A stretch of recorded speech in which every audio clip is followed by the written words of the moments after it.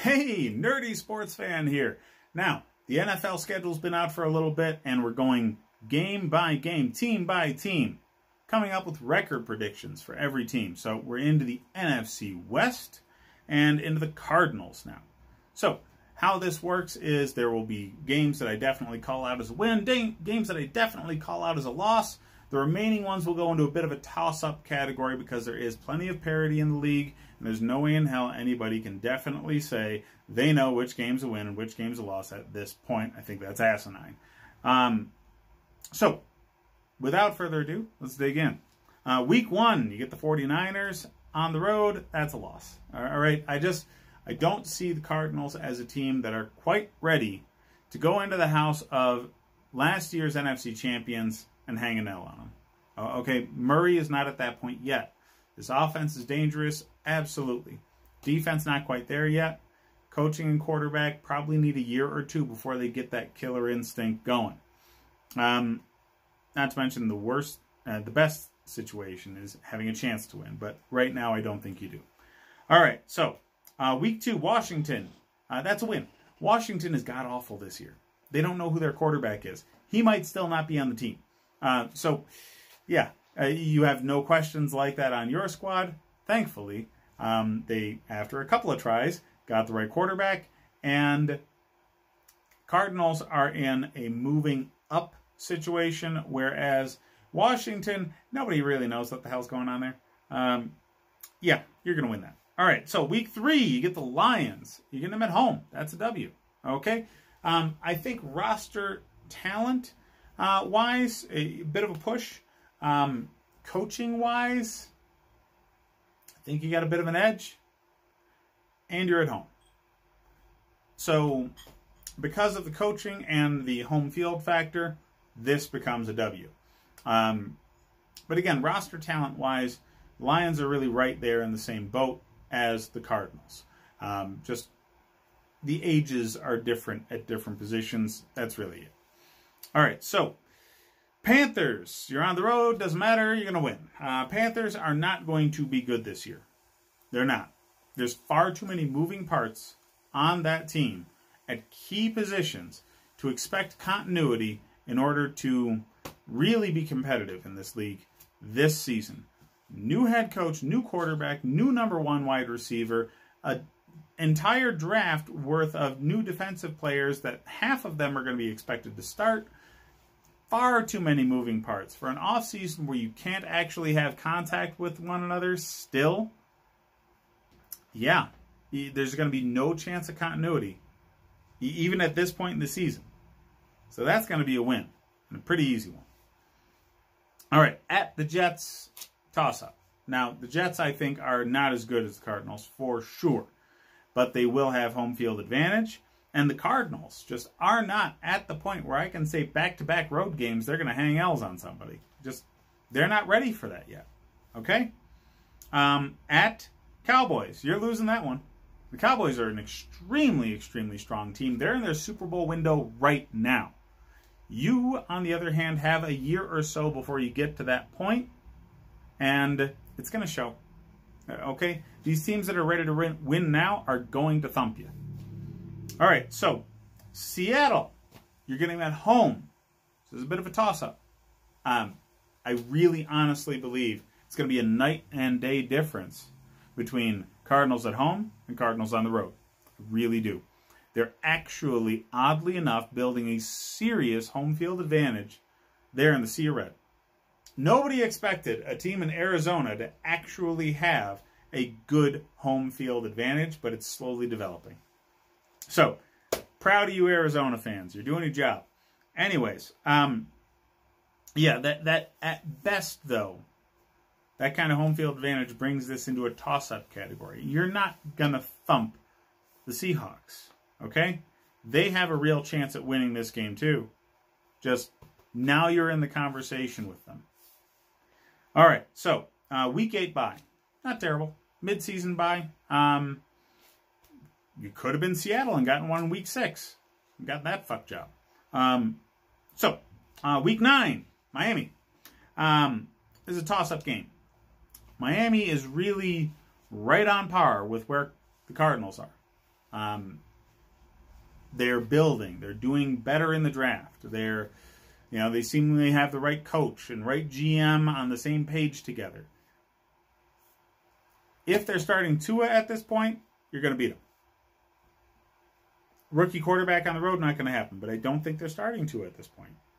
I think they still have Fitzpatrick, which makes this a winnable game for Miami. All right, so you get the Bills at home, you're losing that one. The Bills are going to be an extremely strong team this year. They made real improvements, both in the draft and with trades and free agency. So saying that about a team who kind of should have won that first-round playoff game against the Texans, they're going to be at a tier of play that Arizona just is not at just yet. All right, so week 11. Now you're on the road to Seattle. You're losing that one, okay? Again, common theme here. Kyler Murray is not at the point yet in his development where I think he's going to be able to go into a hostile environment like that and come home with a W. Not against Russell Wilson and company. That ain't going to happen. All right, so at the Patriots is another loss. A little bit of a different reason. Young quarterbacks don't do a damn thing against Bill Belichick. And he's got a lot to prove this year without Brady.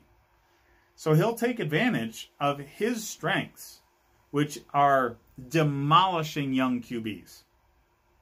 Kyler Murray will not know what this defense is throwing at him. He will likely make more mistakes in this game against Patriots than he will in any other game.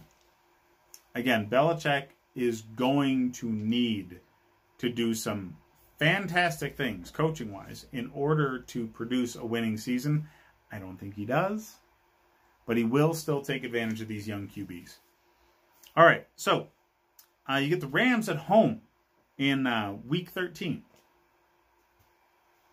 That's a win. That's a win, all right? The Rams are not a team like Seattle or the 49ers any longer, okay? They committed the cardinal sin of the GM, all right? They invested far too much in win now. They ransomed their future. Well, now we're starting to get into their future. They're just going to be getting worse the next few years because they're in salary cap hell and they do not have the first-round draft picks to pump this team full of talent. They've traded them all away. So you're going to see what a bad GM does to his team when trying to ransom the future for winning now. Especially since they didn't win. Snead might lose his damn job after this year. Anyways, at the Giants. That's a loss. Both teams are extremely similarly built. Young quarterbacks that look to be on the rise. Strong running game. Offenses are going to be much more on point this year. Both of them. Defenses have holes. What's the difference? You're on the road. It's really that simple. I do think the Giants are going to be a much better team this year. But I think they're even in talent level, much like the Lions. And I think coaching, a bit of a push. So the simple fact that the Giants have home field advantage, that's why I think they're going to win. All right, so Eagles. You're getting them at home, doesn't matter, you're going to lose. At this point in the season, the Eagles are going to be fighting for their playoff lives. Doug Peterson and this former Super Bowl winning team, they are not going to stumble over a team like Arizona right now. Give it a year. You have the 49ers at home. That puts it into the toss-up category. You know them. All right? Division rivalries matter. And this offense is almost tailor-made to beat that defense. They really did cause some fits for the 49ers last year. That's going to continue. And Kyler Murray's a bit further along. And again, you know this team. You're playing them twice a year. There's a lot of factors that make this a much more competitive game than a lot of people are going to think it is on paper. So again, toss up with the 49ers at home. You're finishing on the road to the Rams, and you're going to lose. The Rams are not the team they were with the Pete Gurley years, for certain, which is why you're going to thump on them at home. But going to their house is a different story. That is more a story about the Cardinals than it is about the Rams, though. The Cardinals just aren't ready just yet to be a strong road team. They need their leadership to get to that point to keep the team together on the road. And they have both a head coach and a quarterback that's only in the second year in this league. So I just think they need another year or so of experience together before they develop that road warrior killer instinct that gets you into the playoffs. If you can have a winning record at home and a 500 record on the road, you can be a playoff team. Now, you're not there yet. So if you're paying attention, the games that I think are wins-loss as a lock right now, that's 4-7. Split the difference on the remaining games, leaning towards the win column based off of strength of schedule. I'm calling this at 7-9. Cardinals are going to be improved, for certain.